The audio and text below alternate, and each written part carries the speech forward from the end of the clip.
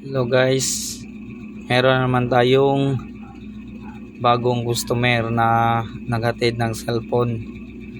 Ang problema nito, sabi ng customer, madali lang daw maglobat tapos biglang mamatay yung cellphone. Kahit naka 100%, bigla pa rin daw namamatay. So check tayo sa battery. So buksan muna natin to.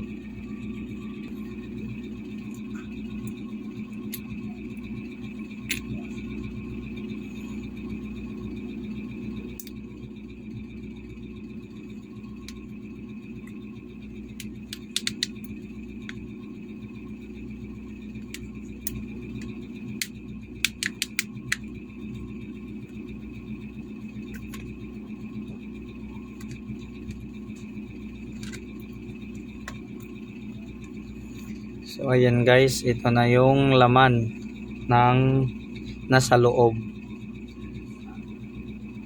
sa cellphone. So nakita nyo ba nito na selyado pa yung sticker, so hindi pa ito nagalaw ng ibang technician. So kadalasan pag ang diagnose na biglang nag-off tapos on yung cellphone tapos naka 100% yung battery at biglang mamamatay. So ang problema nito, kadalasan okay yung battery. So sa loob ng board nito mayroong tinatawag na battery fuse. Tignan, may ipakita ko sa example ng battery fuse. So ayan guys, ito yung tinatawag na battery fuse. Yan.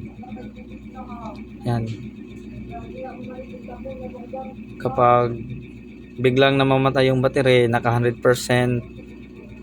tapos hindi nababawasan yung percent,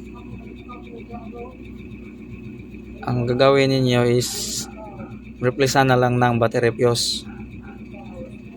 Pag magtanggal kayo ng battery fuse, dito lang maglagay ng soldering lead tapos gagamitan ng soldering para matanggal ito.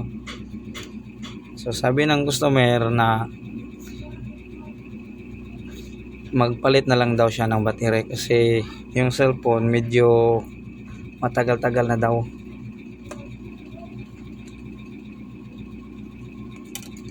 So meron naman tayong stock na battery. So ito.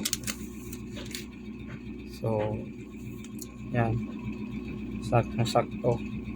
So magre-replace na lang tayo kasi yun ang sabi ng customer na ayaw na lang daw niyang hinahin o ipa-repair yung battery fuse. So i-pause ko muna tong video para tanggalin ko to ng mabilis.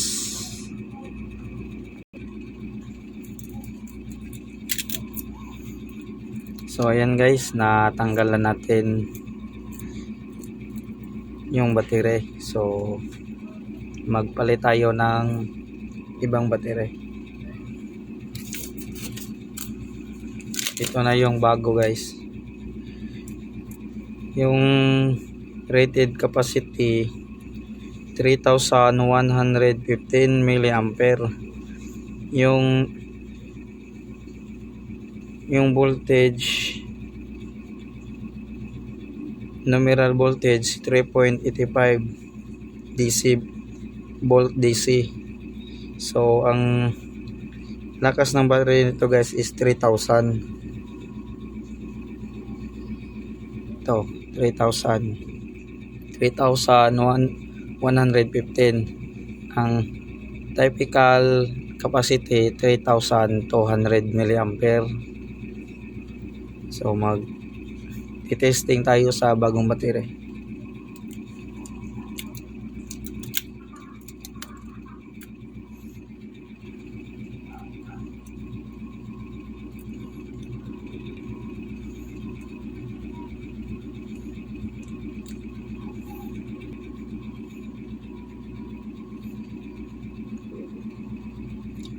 So ayan guys, yung battery naka ilang percent to?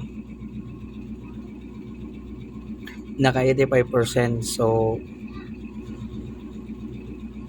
mag-observe na lang tayo galing sa pag install ng battery, tapos mag-observe tayo ng mga ilang oras kung hindi na ba tong cellphone pumapatay.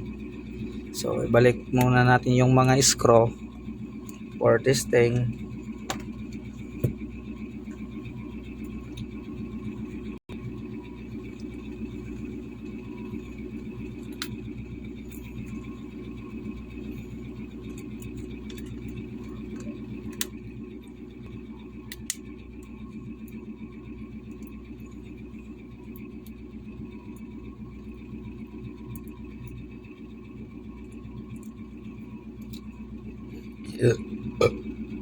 Excuse.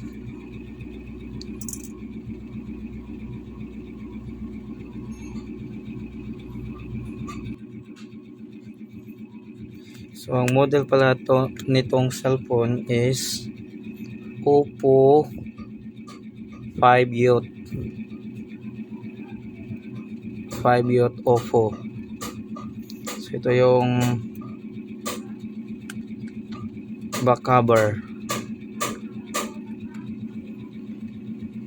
Model CPH 1725.